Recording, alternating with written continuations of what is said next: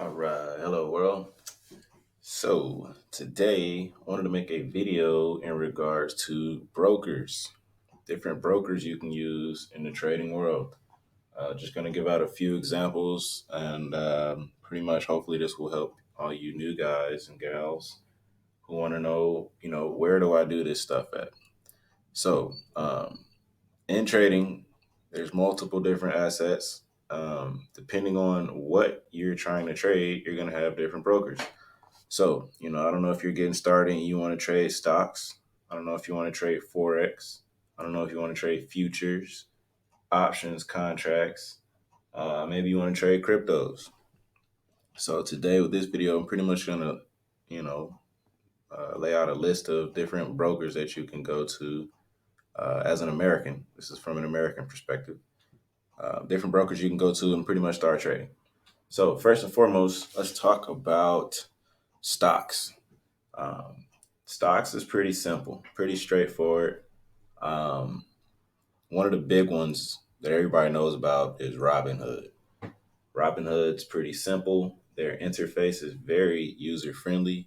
Definitely when you're using your phone, even if you're using your desktop, very user friendly interface. Um, Now, with that, Robinhood also has some negatives in regards to they like to do a lot of they will freeze the trading. Um, in essence, sometimes you're in a position, things are getting wild, and you legit cannot get out of your position, or maybe you can't get in because they've put up some sort of blockage or some sort of reason why you can and cannot buy and sell at that time.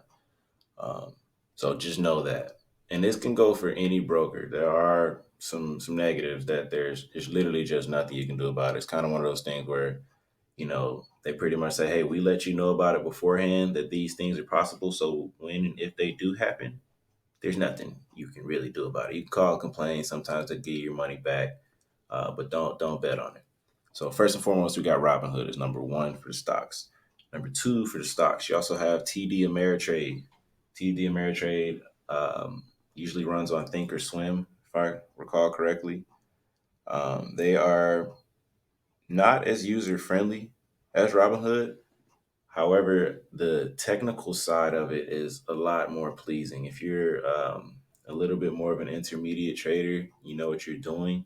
I believe TD Ameritrade Thinkorswim allows you to get a lot more detail out of your trading, your bidding, your ask, things of that nature. So just to keep this video from being too long, first and foremost, the two brokers that you can go try out for stocks are Robinhood and Thinkorswim, which is TD Ameritrade. Okay. So let's move from stocks to Forex. Forex. Forex can also be traded here as an American. Multiple different brokers that are some are American based brokers, and there are also some offshore brokers. Again, I'm gonna just touch on a few of these. Not gonna go into too much detail on them. We can get into that in further videos. So for Forex, one of the big guys out here, if I recall, I don't know if they're still around. Let's see here. Real simple, right? Forex.com. I used this broker back in the day, and I'm going to be upfront with you. I hated them. Didn't like them at all. But, they exist. So I want to let you guys know, hey, you can try these guys as a broker. Why don't I like them? The user interface was just really not friendly. The charts were horrible, and just not the best.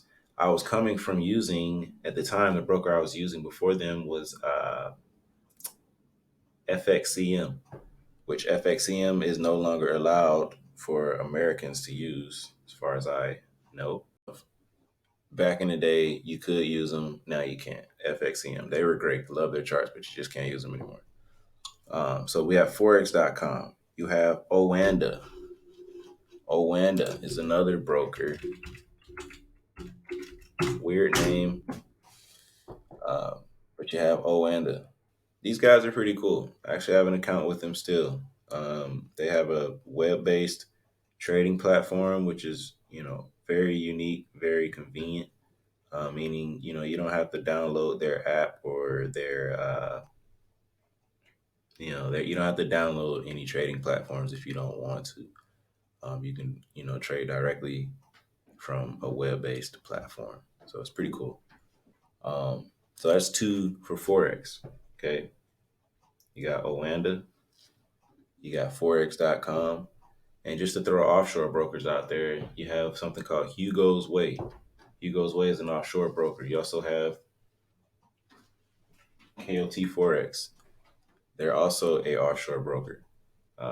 Pretty cool, but there are some things you need to know in regards to using offshore brokers. Again, we can get into that in another video. Uh, Thirdly, options. Options you can actually trade on TD Ameritrade as well as Robinhood. Both of those places you can do options.